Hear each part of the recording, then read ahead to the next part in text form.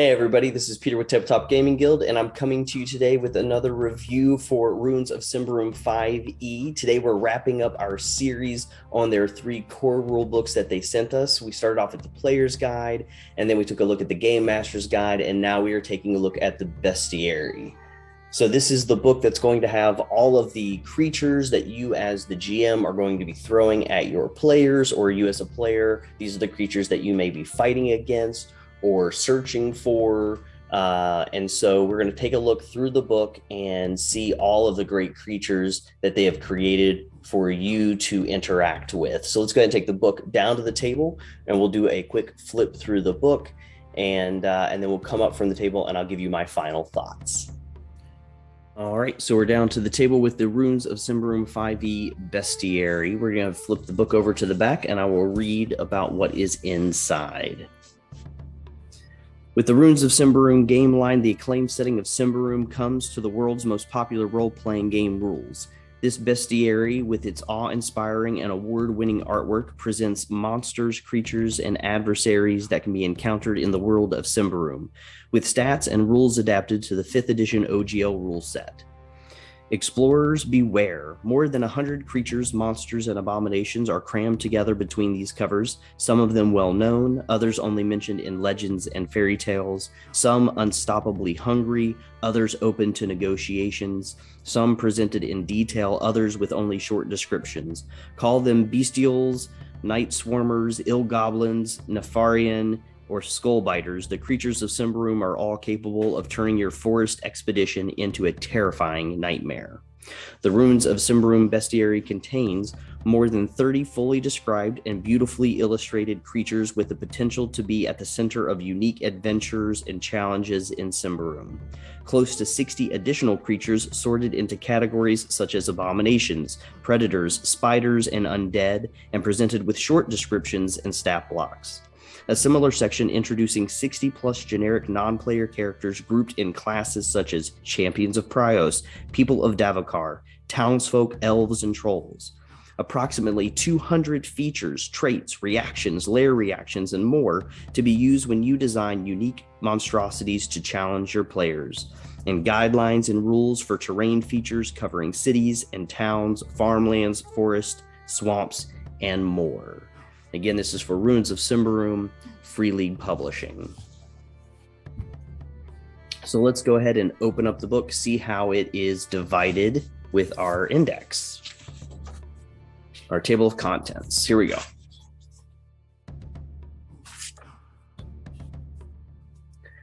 All right, so let's go ahead and open up and see how the book is broken up with the table of contents. All right, we have our page here with all of our credits, everyone involved in the making of the book.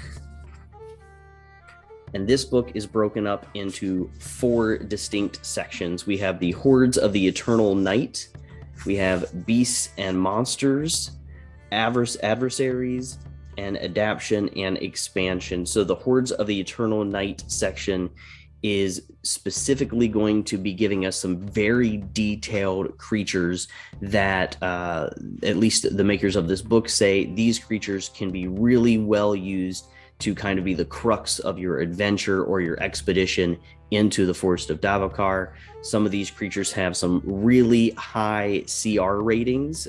So if you're out there looking to have kind of an end boss, some of these creatures are definitely going to fit that bill, which is why I believe they chose them to kind of give you some very much more detailed descriptions and ideas behind those creatures. And then we have the Beasts and Monsters section, which is going to be kind of more your generic, general monster guide, where you're going to get very short descriptions and then stat blocks, and that is it. And then you have your Adversaries, which is people and cultures and people and monsters that you might be able to use as NPCs throughout the game.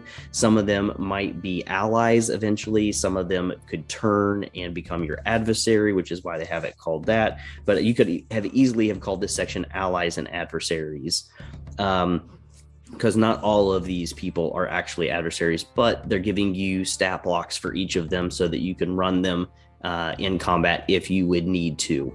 And then adaptation and expansion is going to be as you create your own creatures, here's all the information how to create your creatures, as well as to possibly bring in creatures from other 5e material into the Symbaroum setting, because the stat blocks that the Symbaroum creatures do have a couple of additional features that are not in your regular 5e stat block, as well as there is at least one item that is in most stat blocks that is completely missing from the Symbaroum stat blocks. So that is the basic breakdown of the book right there, and we're going to go ahead and do our flip through.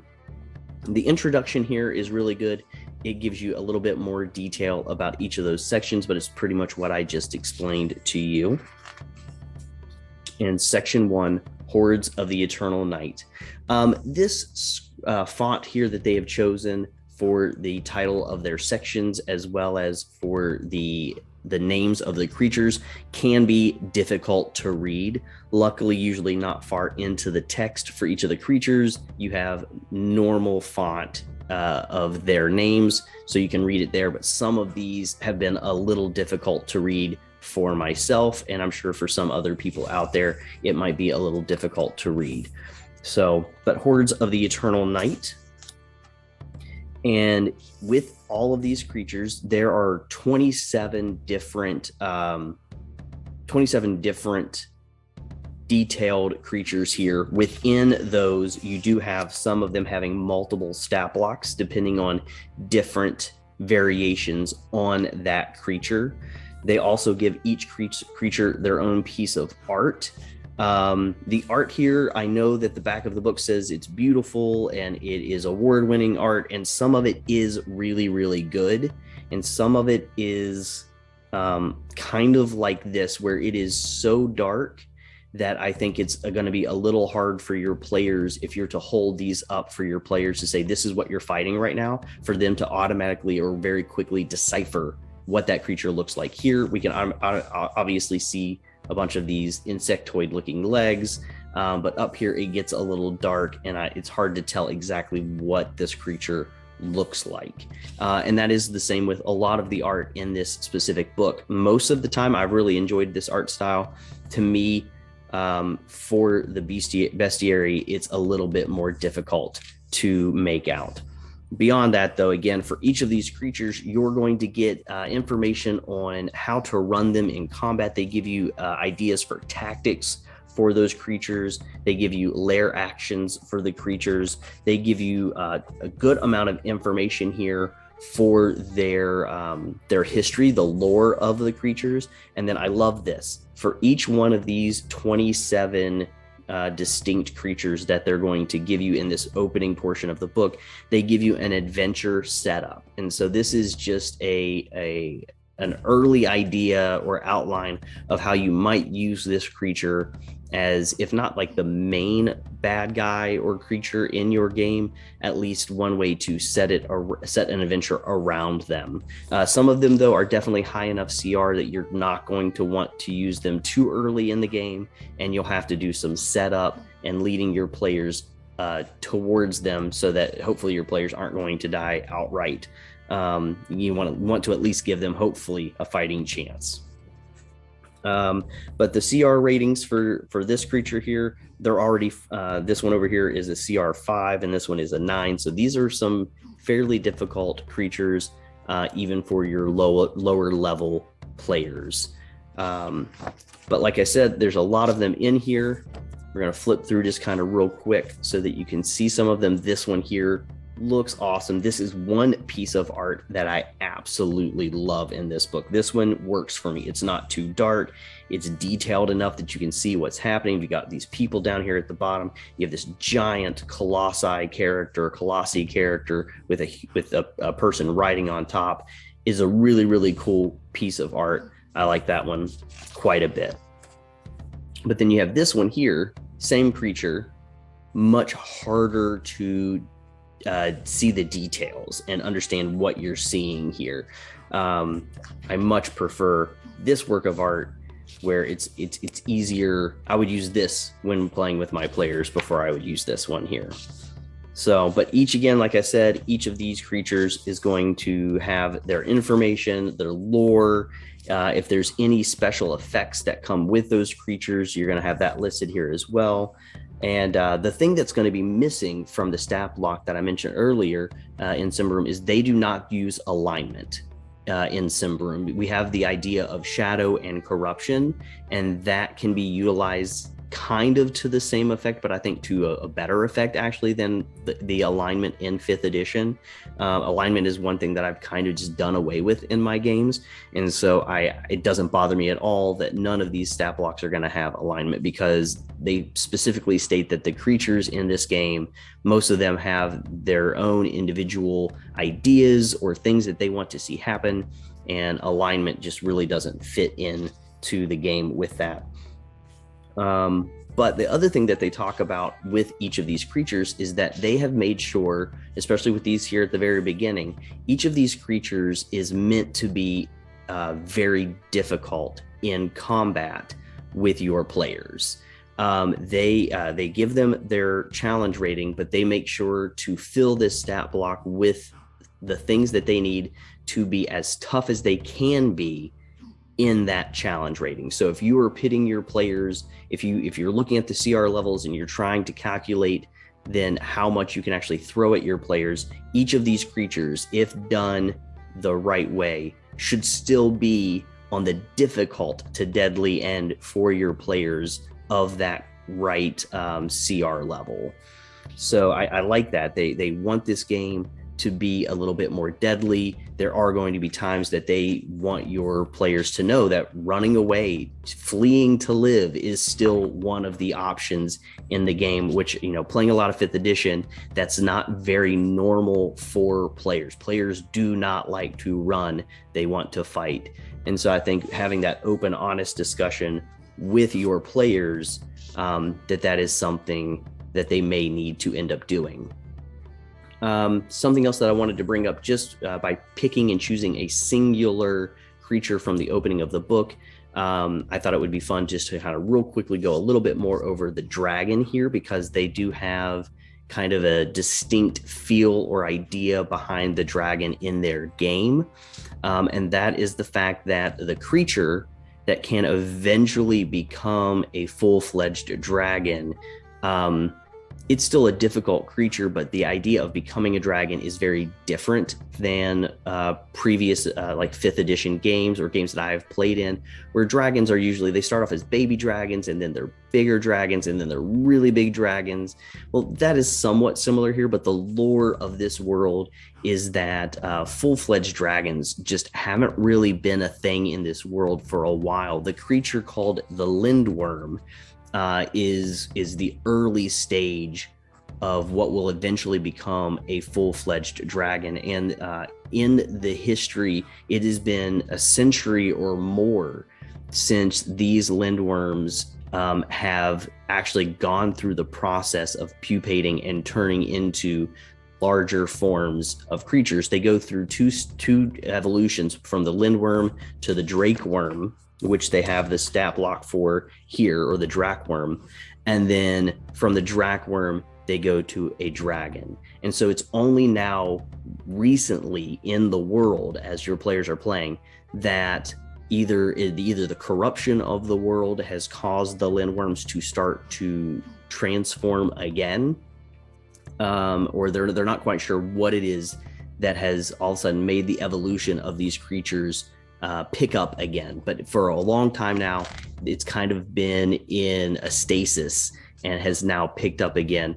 And so these creatures have to go off into the wilderness and they kind of bury themselves, and then they go through this process of transformation, which you see a lot in this world. It happens, without giving too much away, it happens with goblins. It also happens with the elves, where a creature will go off and kind of pupate or change into another form of itself, or a greater form of itself. And that is what happens with the lindworms becoming drakworms, becoming dragons. And again, you can see this change in their CR rating as well. A lindworm starts off already difficult at a challenge rating of 16. and a Drakworm is 20, and then a dragon is 25. That is the next to highest CR rating you get in this book. Dragon is the next to highest. The only one larger than that, I believe, is the World Serpent at a CR of 26. So each of these creatures has their features. They've got reactions, they've got actions, they've got lair actions and legendary actions. They want these creatures to be incredibly difficult. So you can continue flipping through this. I like the edging that they have done along the pages here, kind of with these gilt edges. I think that's really nice looking. They kind of give it that old feel, like it's part of another book, and that will continue, but the color changes as you go through the different sections. So there are 27, like I said, named creatures with these full detailed descriptions, stat blocks, trying to set them as part of your main game, being the crux of that campaign that you're hoping to maybe run for your players. I love, again, that each one of them comes with their own adventure setup ideas. Whether you use them or not is up to you, but at least it gives you an idea of where to possibly start with your creatures. So this section continues all the way through page 117. So that's 117 pages where they're really focusing on these creatures and giving you a very full detailed description of them. Here is that World Serpent. And again, the World Serpent is the largest CR at 26. So if you're looking for some in-game bosses, you're looking for some creatures to build an adventure around, this first section of the book is probably where you want to start to get your inspiration. The second part of the book, section 2, is Beasts and Monsters. Again, that is more of your kind of generic monster book, where each one of these creatures is going to get probably a 2-page spread. You're going to get a little synopsis or summary of that creature, and then you're going to get their stat block. And they're broken down into their different types. So we start off with Abominations, and all the creatures that are known as Abominations will be in this section. And then they get into creatures that are amphibians and aquatics. And then you get into the flora of the world. So the plants, the herbivores, the creatures that are herbivores are going to be in there as well. You get the predators, have their own section.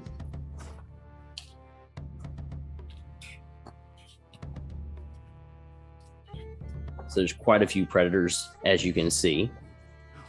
And then they even have, very interestingly, its own section for spiders specifically, which I think is an interesting decision and makes me think, if spiders are getting their own section, then they probably have a big part to play.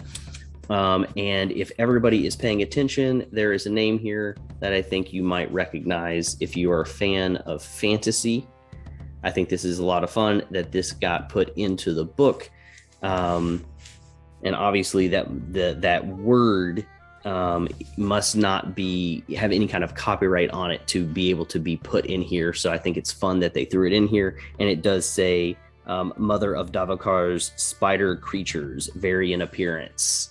So pretty interesting that is in there. I love it. And then we have a section on undead creatures as well. Very fantasy focused, obviously, to have undead in there. And then we have a section specifically on winged creatures. So again, this section, we're not seeing as much art for each of the creatures, whereas the first section we had a piece of art for every creature. These ones, it's only hit or miss whether the creature gets a picture or not. But everybody at least gets a short summary, and they get their stat block. And so again, more your general style of monster manual kind of thing there. Now, Adversaries, again, is where you're going to find information for the peoples of the world that you may come into contact with, whether they're in the forest or they're in the cities. And then you're going to be getting stat blocks for them. So if, for an example, if you were looking just for soldiers or mercenaries, this is where you're going to find those. But you're also going to find the elves in here in their varying forms. as well as goblins, because goblins are a player character in origin in this game. So as you go through adversaries, they break it up into some sections. You have champions of Prios, and so Prios is considered to be the one god here in Symbaroum. And so these are going to be the peoples who are champions of that god. So if you're looking to have a kind of a religion-based game or encounter, then this is probably where you're going to want to go.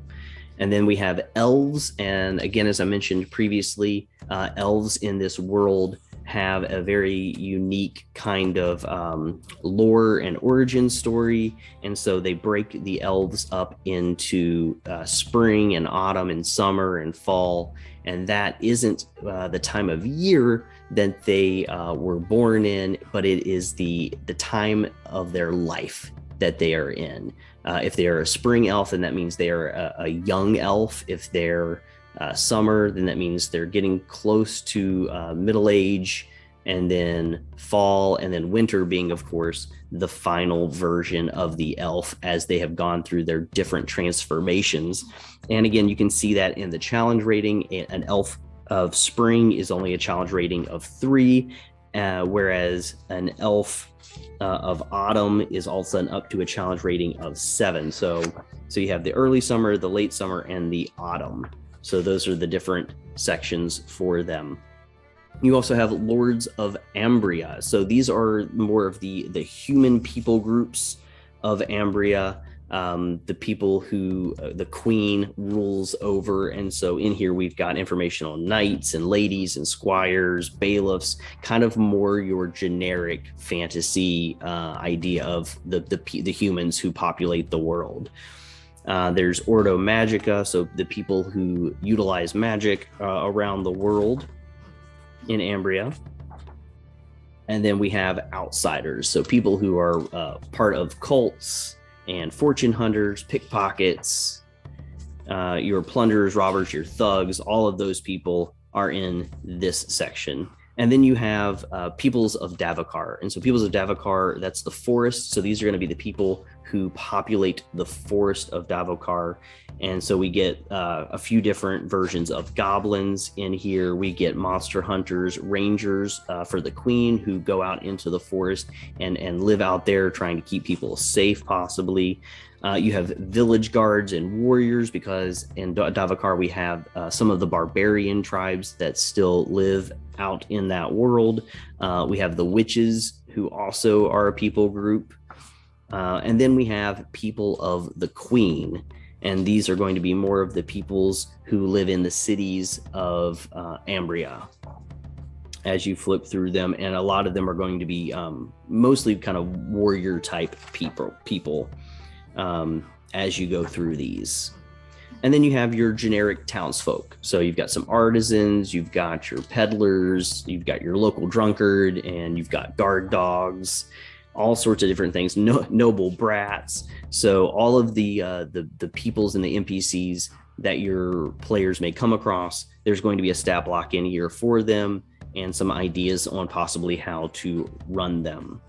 And then we have trolls as well, because trolls are another people group that make their life and live their life in Davokar.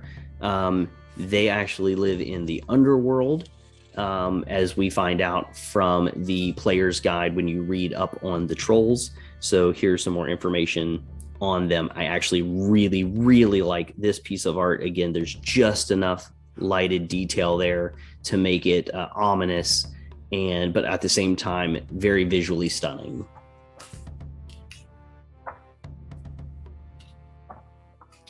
And then we get to what I probably consider to be the most interactive part of this book, which is the adaptation and expansion. This is the last big portion of the Bestiary. And in this, they're going to give you the different categories for monsters. We've got, again, abominations, beast, construct, dragons, elemental, humanoids, plant, phenomenon, undead, and then information on the different tags and stuff. But this whole section is meant to be for the game master to look through for ideas on creating their own monstrosities. but they also want you to be able to stick with the same layout when it comes to the stat blocks. So that way, if you want to let other people play or run your creations, you could put it out there and it would fit with the rest of this book. They give you features and traits that you can add to your creatures as you're creating them. And there are tons of features and traits in here. They're listed alphabetically. There's nice little descriptions of what each of these features and traits would be adding to your creatures as you create them. This is another really good piece of art. I like this one. They give you lair actions. There's just a few of those. And then there are legendary actions. Again, a few of those. Those are ones that I kind of wish they'd given you even more ideas for those, but at least there are some. They give you a ton of reactions here, and then ideas for creatures that you might run as swarms, such as bats and things like that, creatures that come in large groups. And then kind of getting close to the end of this section is the terrain features. This is an interesting section for this. I was actually a little surprised to see this, I guess, in the Bestiary and not in the Game Master's Guide. This is when running encounters, whether it be on a table with miniatures and maps, or whether it be Theater of the Mind. This is a way to add terrain features to your combat and how they would adjust things, whether you're talking about gaining, probably one of the main things that you would get with terrain and features is you get to gain some sort of bump to your armor class because you're hiding behind it. So whether you're getting some kind of cover, but there's information on terrain features that you might run across in cities and towns and farmlands, whether you're in the forest or the mountains, or you're looking through ruins, or you're in swamps. So each of these things is really interesting. I think it's a cool thing to add. I think I was just, like I said, a little surprised to find it in the Bestiary and not the Game Master's Guide. But if you're buying the books, you're more than likely getting all of them. So at least it's somewhere, because I think this is a really cool addition for the Game Master to add. You want to make your combats feel more than just, here's a line of people, roll your dice and attack them. When you can add in these types of features to your combat, it starts to feel a little bit immersive for the players, as they can start to see, we're exploring a ruin. I want to go hide behind that wall. Well, this right here tells us, that all the walls in the ruins are old and unstable. If somebody would happen to lean against it or happen to run into it, you got to roll to see if the walls are decrepit enough that they just fall apart and start raining down damage on people. So that is, again, they've got Underworld and Waters as well. So it's a really cool section that I'm glad they added. I was just surprised by it being in this book. And then using other resources. This is the short section that they give us to take a look at what is the difference between a regular 5e stat block and the Runes of Symbaroum stat block. And like I said earlier, alignment is one of the things that you will see in most 5e materials in the stat blocks. You will not see that in Runes of Symbaroum, and if you are grabbing a creature from another 5e resource and you're bringing it into the Runes of Symbaroum, then more than likely you're just going to be removing alignment, but you're going to need to be adding shadow and calculating corruption for that creature, because that is one of the big things that are in all the stat blocks for the players and for the creatures, is shadow and corruption. They give you information on also challenge rating and the equipment, manner and monster types, and tactics for the creatures. So they're giving you a lot of information here to try to help you to translate those creature stat blocks to Runes of Symbaroum. And they do here have some recommended official game license or open game license monsters that you might bring into the setting as well. So they have them recommended right here. These are ones from like the monster manual for 5th edition that you probably have if you run that game. Here are some of the creatures they're saying, these are ones that are open and available to us in the open game license that we recommend that you use. But again, stat blocks for these creatures are going to be in the monster manual for 5th edition. They can't be put in this book, but these are open in the game license, so you can utilize them. So they recommend them here. And then also here is some information on converting the creatures from the original Symbaroum books. So if you have those books, here's some information on translating their stat blocks for Runes of Symbaroum, because again, there's different settings for those kind of things. And then we get this really great piece of art here that I actually really love. So I know that I was a little critical about the art because some of it just doesn't quite feel right. It's not detailed or clear enough what is in the image, but some of these pieces are absolutely phenomenal. This one is one that I would frame this. I would frame this piece and put it up. I love this dragon and just that little eye slit looking at this little adventurer here. You do not want to disturb this individual. And we have, oddly enough, not mentioned at all in the front of the book. It's almost like it's an Easter egg or a hidden secret after the credits. You know, when you watch the movies and you have those after credit scenes, you have this player option or this other cultural creature option called the Andrix. And so you see up here, it does say section 5, even though at the front of the book, we only saw 4 sections. This is not mentioned anywhere in that opening table of contents, but this is a playable race slash just another cultural race that you can throw in as NPCs or cultural origin. And these are Andrix, and these are duck-like people, which I think is kind of a fun addition. It feels just a little bit different from everything else that we have seen. There are no other bird folk that are mentioned throughout these books that I have seen. So as far as I know, these are the only ones. And it's just this one page and this one image, which is a really cool image. I love the shadow here where you just see the beak of the duck sticking out. So really, really cool, nice little kind of at the end of the book credits introduction there as well. And when you flip it over, you do get a nice index glossary thing here at the back where they put the stat blocks of all the creatures here alphabetically, but then they also do stat blocks by challenge rating, which is always really, really helpful. I love it when monster books have stat blocks by challenge rating, because if it's an early game adventure, I'm looking for those lower level stat blocks. If it's later in the game, I want those bigger stat blocks. So the fact that these are organized alphabetically within the different challenge ratings is very, very helpful. And then they also have stat blocks by type. So if you're specifically looking for abominations or dragons or elementals or humanoids, it breaks it down for you in that way. And then that is the end of the book. So that is our flip through of the Bestiary for Runes of Symbaroum 5e. And let's go ahead and come up from the table and I will give you my final thoughts. Okay, so we're back up from the table. We've just taken a look through the Bestiary for Runes of Symbaroum 5e by Free League Publishing.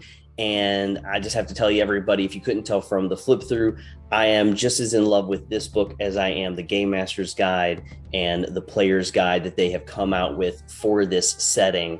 I absolutely love the fact that they have done a great job of giving you some really in-depth creatures, a lot of really good detail for bringing them to life, setting an adventure around that creature, and ways that they can adjust and change throughout that adventure. I also love that they just gave you a whole bunch of possible NPCs that you could be playing with as well, whether they're going to end up being adversaries or whether they're going to be somebody that your party is going to work with as well or go on adventures for. Maybe they'll be a patron of theirs. And then they did a really nice job of providing a lot of really good information for adjusting and creating your own characters. So I think this is a great bestiary. And the only quibble that I had was the art style is not completely my favorite. I've really enjoyed this art style throughout the series of books in the Player's Guide and in the Game Master's Guide. But in the Bestiary, the only reason that I lean away from this art a little bit is because it's not clear to see the creatures. And when I want to show my players a creature, I like there to be very clean details and them to be able to see it and to understand kind of what it looks like. And this style of art that is in these books is a little mottled. And again, I like it for most of the books, but it loses a little bit for me in this one, just because it's not as clear to the players or to myself when I first look at the creature what they really actually look like.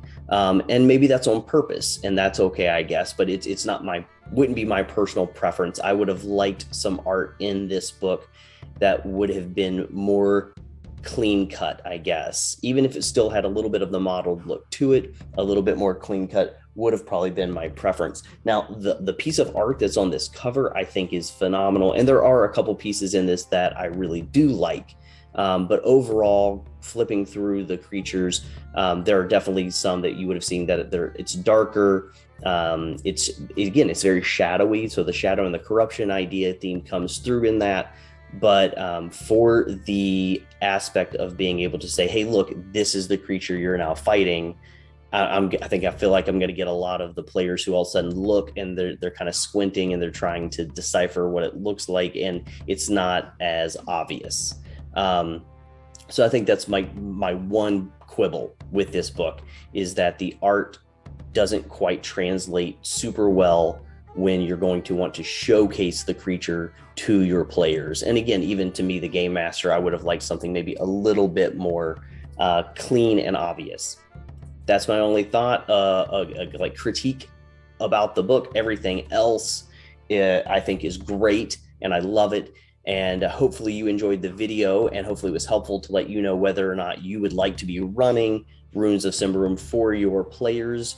Again, I just mentioned that this is 5e, and so if you're going to be running it, you are going to need the books, or at least the free basic rules for 5th edition, which you can find easily online just by Googling free 5th edition PDF.